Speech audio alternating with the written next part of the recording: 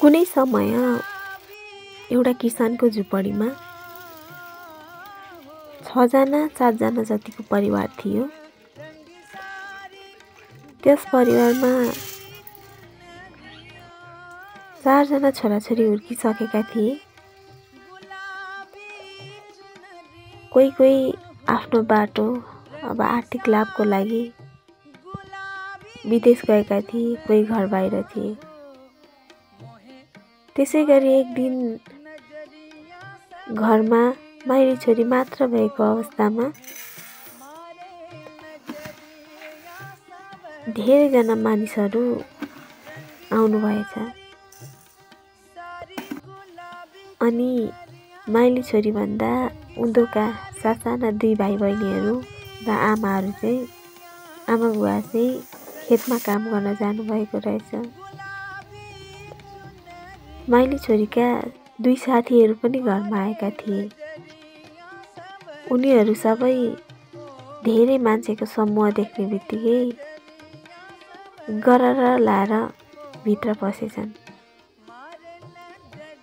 केही समयमा फेरि ती माइली छोरी बाहिर निस्किन्छन्।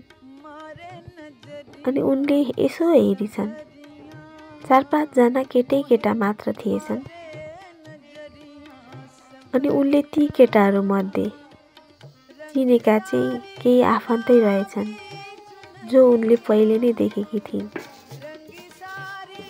उनले नमस्कार गरिन्, काका मामा साइन लगाएर। अनि ती माइली छोरीलाई आउने मान्छेहरूले सोधेछन्, मम बुवा खोइ त नानी? माइली छोरीले भनेछन्, खेतमा काम गर्न जानु भएको छ भनेर।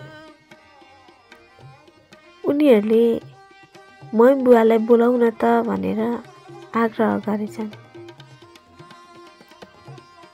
अनि उनले आमा बुवालाई बोलाउनका लागि घरमा ती पाहुनाहरू त्यत्तिकै राखेर आइन्। अनि त्यस पछाडि बुवा मम्मी खेतमा काम गर्दै हुनुहुन्थ्यो। सासाना भाइ बहिनीहरू खेल्दै थिए। उनी आइन्। अनि आएर घरमा धेरैजना मान्छेहरू आउनु भएको छ, तपाईहरूलाई खोज्दै हुनुहुन्थ्यो, घर छिटै जानु रे। बुवा आमा छक्क पर्नुभयो। भोजै आएछ त यतिखेर, न चाडपर्व न के। अनि सासाना भाइ बहिनीलाई च्यापेर उनी फेरि उकालोतर्फ लागे। घरमा आउँदा ती मान्छेहरू बसि नै रहेका थिए। एकछिनमा बुवा आमा पनि आइपुग्नु भयो। पाहुनाहरू बीच बुवाको कुरा भयो, आमाको कुरा भयो। उनले खाना बनाइन्। छिमेकी दिदीलाई बोलाएर सघाउन लगाएर, दिदी हाम्रोमा त यसरी मान्छे आउनु भएको छ, मलाई सघाइदिनुहोस् न भनेर। यतिकैमा